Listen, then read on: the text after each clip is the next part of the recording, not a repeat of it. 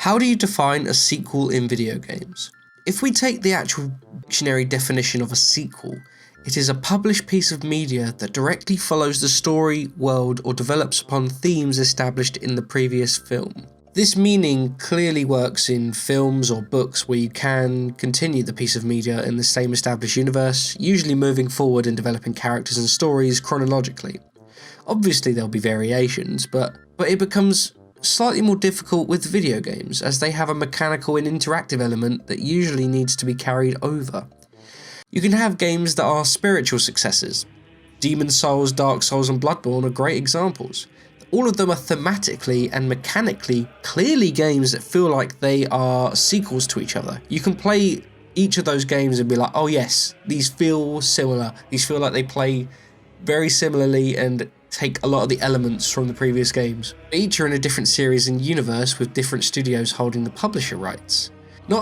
Clearly not a sequel like Dark Souls 1, 2 and 3 are to each other, yet Demon's Souls and Bloodborne purely come from the fact that the whole universe is different and story is completely different, yet the mechanics hold over. So they've made their own series themselves, but are clearly so similar to the Dark Souls games they've become their own Soulsborne sort of franchise. Now what about a game with quite different mechanics and yet it's set in the same universe as the game prior? Is that a sequel? Is it a spiritual successor? How about we dive into this with Super Mario World 2, Yoshi's Island. I know this is confusing, but the original title of the game is Super Mario World 2, Yoshi's Island, which was later re-released on the Game Boy Advance as Yoshi's Island Super Mario Advance 3, which is odd as it also comes with a remake of the original Mario Brothers. Super Mario Advance 2 is a Game Boy Advance remake of Super Mario World, and Super Mario Advance is actually a Game Boy Advance remake of the Super Mario All-Stars remake of Super Mario Bros. 2, which was a reskin of Doki Doki Panic for the NES. Did you get that? Super Mario Advance 4 is a Game Boy Advance remake of Super Mario Bros. 3 with Mario All-Stars graphics. Mario All-Stars was actually a SNES remake of Mario Bros. 1, 2 and 3, and the Japanese Super Mario Bros. 2, renamed The Lost Levels, which itself was remade to be Super Mario Bros. All-Stars plus Super Mario World. Christ. Even in this vein, Yoshi's Island would be difficult to classify as a sequel to Super Mario World. Nintendo have had a habit of trying to do a lot different with their sequels by experimenting with different gameplay mechanics, which is why you'll see Mario as such a versatile guy. They'll make a kart racing game, slap Mario on it, the brand will make the game into a top seller. Have you got a fun party idea with loads of little mini games works into it? Slap Mario on it, the brand will make the game into a top seller. So can Yoshi's Island really be called a sequel to Super Mario World, where in terms of gameplay it bears little resemblance to its prequel? Well, obviously the series of Yoshi has spun off in its own direction, so it clearly is being acknowledged by Nintendo as its own series. Is Super Mario World 2, Yoshi's Island, a sequel to Super Mario World? Can we consider that a thing? You know, it's like having Terminator 2 and it's actually like a heartfelt drama. Has that happened? I don't know if that's ever happened in a film, like it's completely changed its tone and genre. So let's explore a little bit more about Yoshi's Island. It began towards the end of the SNES's console life, where the N64 was getting a lot of focus from Nintendo. Miyamoto specifically stated he wanted to make a Mario game with lots of gameplay elements, and to really show what the SNES and the Super FX chip could do. He mentions that barely any of the ideas got streamlined and cut during development, along with the fact that his team desired for a platformer to be made for a younger audience. This goes along with the fact that Miyamoto has already been well documented as having wanted a Yoshi game, and expressing disdain at the fact that Yoshi's Cookie and Yoshi's Safari games were not very good. Noting how good at the time that Donkey Kong Country looked with the Super FX chip and the pre-rendered sprites, the original art direction was thrown out, and far more striking and fitting design was chosen. A crayon-like childish art style to complement the mood and the audience the team was aiming for. Fully making use of the Super FX chip, massive enemies that scale, crazy effects, polygonal structures, and even down to Yoshi's head bumping and being squashed and scaled. Let's go into the gameplay elements and how They differ and vary from Super Mario World. As mentioned before, Miyamoto said barely any concept or idea was cut, which clearly shows in its gameplay design. There are so many different gameplay elements or gimmicks in each of the 48 stages. There's almost a different enemy, concept, obstacle, or even more introduced in each stage, along with a bigger list of actions that Yoshi, as a main protagonist, could take mechanically. Take Super Mario World for example. Mario can run and jump with small variances with his spin jump sliding. He can also grab objects, and most of his other mechanics come with power-ups that are optional, so that means most enemies or obstacles should be overcome with purely Mario's jump, as it's not guaranteed at any one time that Mario will have a power-up.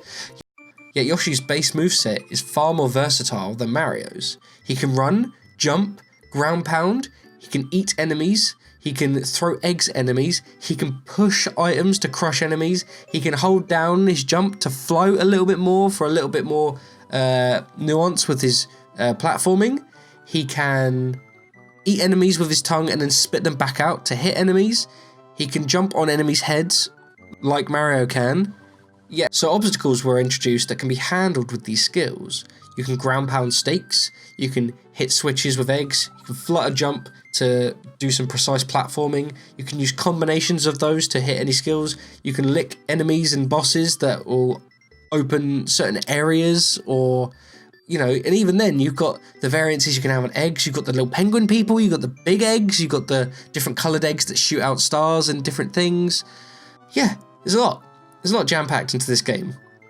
And even on top of that, Yoshi has power-ups that can help him design certain set pieces. You can have the invincibility stars, you can have you can eat watermelons and stuff to shoot seeds. You know, there's a lot of really interesting stuff. I'm sure I'm even forgetting things now. But with Yoshi's expanded moveset, this means bosses can be more dynamic. Instead of it being the standard, you jump on their head 3 times, you throw a block or thing back at them 3 times, or wait for Bowser to kill himself, Yoshi bosses have far more interesting ways to defeat them. There are certain weak points you have to hit with eggs, you can jump on certain enemies' heads, you can ground pound on bosses in certain ways, you can eat certain things from them and turn them into eggs to stop them from regrowing. You can hit certain spaces 3 times to knock him over so you can get a ground pounder. You know, there's a lot of interesting bosses. You push a big ghost in a jar. Like, that's way better than Wendy Cooper throws a hoop at you or some shit. I don't know. The final major difference that changes up the gameplay in Yoshi's Island is that it's very hard to actually lose all of your health. Other Mario games, it's usually 2 hits at most, ba-boom, you're dead. The only thing that actually carries over is the pitfalls, where it's an instant death, which is why there's still a life system in place. With Yoshi, it's more of a time limit as to when you can actually grab Mario again. Your health is in time, really. Young players will probably get hit quite often, but they won't stay frustrated, as usually when you can grab Mario again, you regain some of your time, so that it can get back to 10 seconds no matter what at any point. Which means you can keep obstacles that can be quite challenging and yet not put off younger, more experienced players with your more forgiving gameplay. Even with insta-kill pitfalls though, Yoshi's more varied moveset gives you more options to avoid such a thing. Due to the game shifting from more of a hunt and collect kind of game instead of an obstacle course kind of game, the score system is set up to reward skilled players with more points at the end for receiving less damage and finding more of the collectibles. This rewards players with more extra stages that are harder variants and more interesting challenges for people who need more of a challenge. It's an actual gameplay reward for doing well at the game. Now, while you might argue that having a more varied moveset and upgraded mechanics doesn't necessarily make Yoshi's Island not a sequel to Super Mario World, well, it comes down to how the levels are designed that really show the variance between these two games. I mean, you get games like Mega Man X to Mega Man, you have, you know, clearly implemented different mechanics, like the dashing and the wall jumps, yet it's very clearly a Mega Man game. It keeps very similar structure in the levels, in that it's A to B, boss at the end, usually gameplay mechanic that you overcome with your platforming and shooting, followed by Wily stages. That's very clear, that's it. It's not Wily. It's a sequel. You can clearly tell it's a sequel. It makes sense. You play this game, you go, oh yeah, of course, this is a Mega Man game. Yeah, of course. Yet, Yoshi's Island is different from Super Mario World. Super Mario World is a timed obstacle course. You run to the right, or you run, or you go up. You avoid obstacles, defeat enemies, avoid platforming challenges. You reach the end goal by jumping over the obstacles, and you do it within the time limit. That is every stage of Mario, except for the boss stages, which are still within a time limit, but it's the goal. The goal is the boss, shall we say. Yet Yoshi's Island removes the time limit from the game entirely. So not only relieve the pressure on newer players, but instead focus more on the collectible items in the game. Show that the structure is not about A to B as quick and fast and good as you can. It's explore this world, find the collectibles and the items. That's the main focus. So the score isn't meaningless, as there is a score system in Mario, but it's pretty much worthless. It is a holdover from the arcade. It's useless. What does it matter? It matters if you get, I think, maybe the fireworks? I don't know. I can't tell. So with that gameplay change, you can change how the levels are laid out. More puzzle elements are introduced instead of platforming, and since there are so many different gameplay elements in the game, a lot of exploration is encouraged to find every secret. You can even tell because the coins are now not only lives, they are things you actively want to collect instead of just, oh, they're there. You want to go down and see if you can find that last red coin. The best way to compare the differences is with both level 1-1 of Yoshi's Island and Mario World. Super Mario World, it's very horizontal and it's flat, with the odd platform that you can jump on, but this is the tutorial level. You don't want to put the player in too much harm's way to start with. You have go to the right to reach your goal, overcome the obstacles. You can find a big banzai bill shot at you quite early on, but you should be small Mario and avoid it. It's clearly a way of showing that there are going to be more dynamic, bombastic and big enemies with this more powerful console coming at you. Straight away after that, it shows off the diagonal pipes and the new physics engine, which is carried over from Super Mario Bros. 3. And then it's followed by 3 slanted platforms with enemies below, so you can get used to some of the new type of platforming and the platforming obstacles you may find. You find a secret pipe that is blocked by yellow blocks, so that you can only get past it with the mushroom, knowing that you can do the spin jump. This gives you a couple of coins and then shoots you up to the halfway point. There is now a checkpoint in the Mario games because these levels are going to be longer. You get a row of 3 enemies near platforms that encourage you to climb up. The first real verticality of the game, showing. Next, it lets you slide down a big slope to show that the mechanic of sliding is carried over from Super Mario Bros. 3, and since you'll still be pressing the down button, you'll land in the little divot, still holding crouch so that you shrink down to avoid the next banzai bill. It subtly shows that you can crouch and to avoid enemies here. It has one tutorial block in level 1-1 showing off grabbing shells and kicking upwards, which would be too complex to learn without instructions on the button inputs. There are some secrets ahead if you learn the grab mechanics. You're then faced with small pitfalls with another small divot to avoid a banzai bill.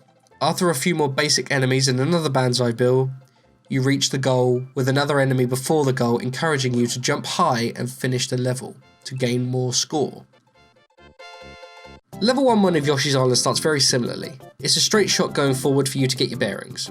But while you can mess about and trying to learn the new button inputs and learn the mechanics, they immediately place a tutorial box, due to the increased variety in the moveset and the complex combination of buttons you'll have to press. They added tutorials, which makes sense for a younger audience as they don't want to alienate players. They need to explain the fundamental changes from the previous game. Straight away, you'll come across enemies and have the ability to test the egg making ability, with a safe environment without many hazards.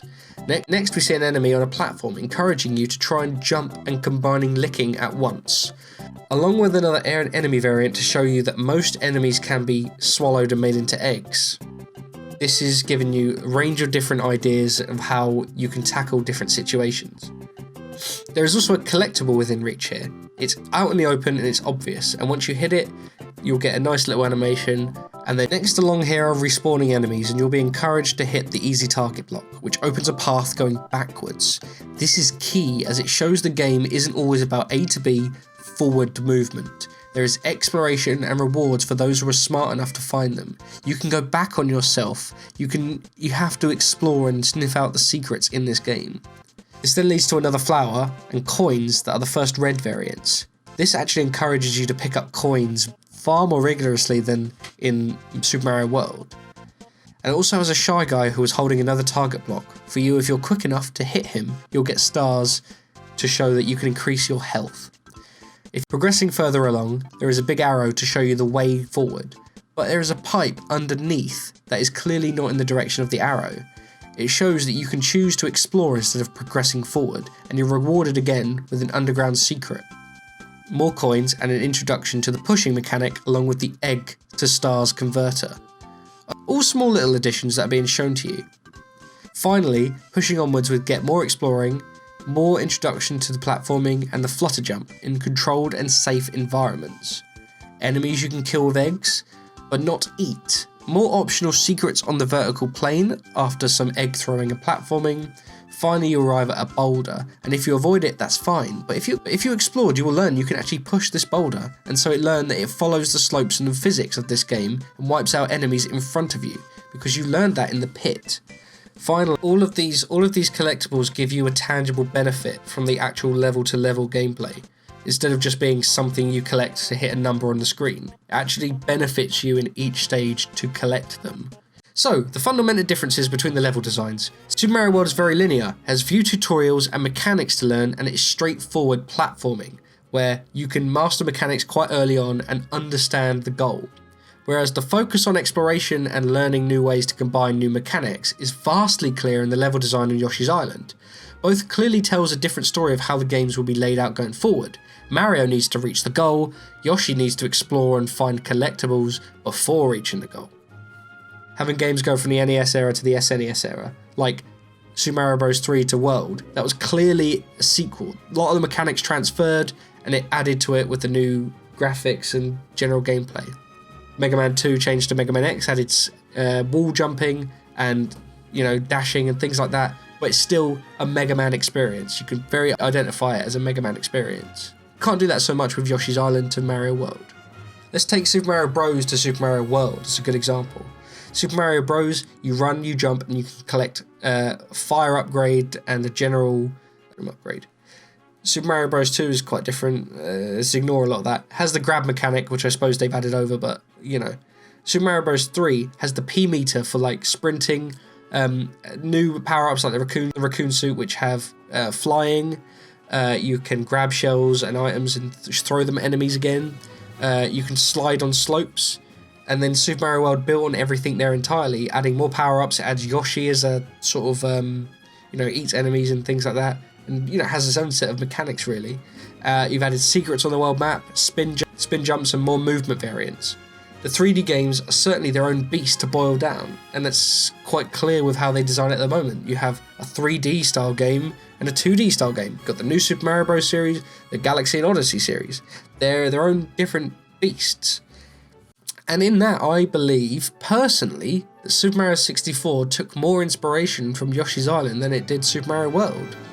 Super Mario 64, you have to get to a goal which is different in each world. The actual level stays the same, but the things you have to do in that level change, because you have to use the different mechanics and things that Mario now has in that game to overcome the obstacles. It's not an obstacle course where you go from A to B. You explore and find your own way there, which I think was taken more from Yoshi's Island. Galaxy 1 and 2 are pretty much the only Mario sequels, like it's 1 and 2 of this series. But so you can't really even count Super Mario 64 as a direct sequel to Super Mario World or Yoshi's Island, as it has its own mechanics, and we can go into entirely that because of its 3D plane. It's completely different, and they had to redesign the mechanics so that it worked as the fun, amazing game it is. So, it's hard. Super Mario 64 is viewed in the same series as Super Mario, but they've spun off Yoshi's Island into its own series. So I would even go as far as saying the 3D Marios are their own series compared to the 2D Marios. Just a lot of the same elements and universe has been lifted. Super Mario 64 and Sunshine, the Galaxy series, Odyssey, they're all more close to each other in that their goals are the same. You run around a level with new mechanics and you find a shine sprite, which is more exploratory. than an obstacle course with a time limit. So what defines a sequel? Well, I'd say it has to be identifiable mechanics taken over, and an identifiable similar goal taken over. The goal in all the original Mario games is you get from A to B. The goal, the castle, the flagpole, that's it. That you have to get to the same goal. And the level design and the mechanics have to be quite similar. There's always going to be variations, as games are a very fluid medium. But Yoshi's Island, I think, can't be classified as a sequel. It's not. It's a completely different game. It's a completely different series, which is why they rebranded it in the Game Boy Advance version as Yoshi's Island. That's how I would classify a sequel. And upon those, I would say that you can't really classify Yoshi's Island as a sequel. But I'm glad it existed, because if it didn't, maybe 64 wouldn't have existed as well as it did. So I think it's neither a true sequel nor a separate game. It's probably better as being rebranded as being a spin-off. Yoshi's Island. It's something special, and it doesn't really need to rely on the Mario title anymore to stand out. And it definitely encouraged a lot more creativity with how sequels are viewed in Nintendo. And I'm glad for it.